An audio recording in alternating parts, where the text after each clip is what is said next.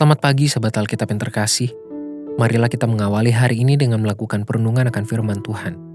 Bacaan Alkitab kita pada hari ini berasal dari kitab Kidung Agung pasalnya yang keempat ayat 16 sampai pasalnya yang kelima ayat 1. Bangunlah hai angin utara dan marilah hai angin selatan. Bertiuplah dalam kebunku supaya semerbaklah bau rempah-rempahnya. Semoga kekasihku datang ke kebunnya dan makan buah-buahnya yang lezat. Aku datang ke kebunku Dinda, pengantinku. Kukumpulkan mur dan rempah-rempahku. Kumakan sambangku dan maduku. Kuminum anggurku dan susuku. Makanlah teman-teman, minumlah. Minumlah sampai mabuk cinta. Setelah semua pujian dan ungkapan hati yang disampaikan oleh mempelai pria, sekarang giliran mempelai perempuan yang memberikan respons. Ayat 16 merupakan seruan dari mempelai perempuan yang mengundang mempelai pria untuk masuk ke dalam ruang dirinya yang paling personal dan intim.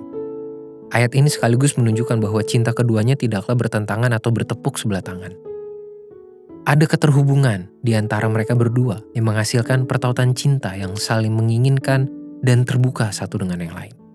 Pernyataan yang muncul pada ayat ini pun menjadi undangan sekaligus sebagai bentuk keterbukaan diri mempelai perempuan untuk mempelai pria.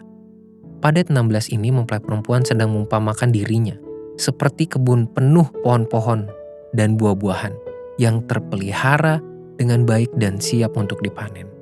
Ia pun mempersilahkan mempelai pria untuk masuk ke dalam kebun itu dan menikmati segala buah-buahan yang sudah dipersiapkan olehnya.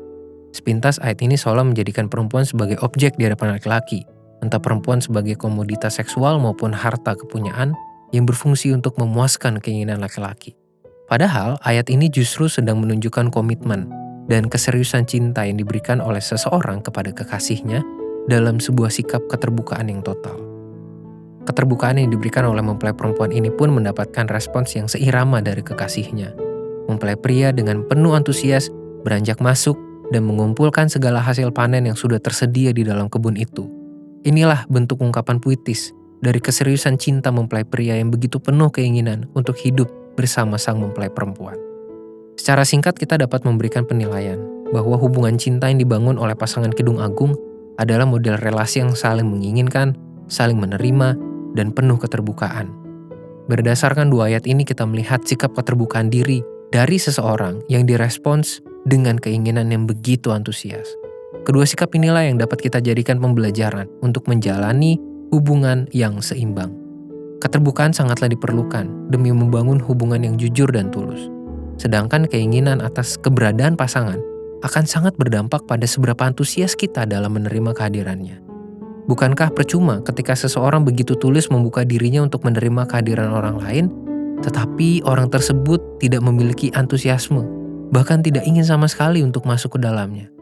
Konsep ini tidak hanya berlaku dalam hubungan antara sesama manusia, tetapi juga dapat kita refleksikan dalam hubungan antara kita dengan Tuhan. Bukankah sesuatu yang miris ketika Tuhan telah membuka dirinya untuk menerima kita, tetapi kita justru menolaknya? Marilah kita berdoa. Tuhan, firman-Mu hari ini telah cukup mengingatkan kami tentang bagaimana sebuah relasi perlu dijalin dengan seirama, dengan saling bertautan. Keterbukaan dan penerimaan yang antusias perlu ada di dalam setiap hubungan yang kami jalani, entah dengan sesama manusia maupun dengan Tuhan. Mampukan kami untuk memiliki itu semua. Hanya di dalam nama Tuhan Yesus kami berdoa dan memohon. Amin.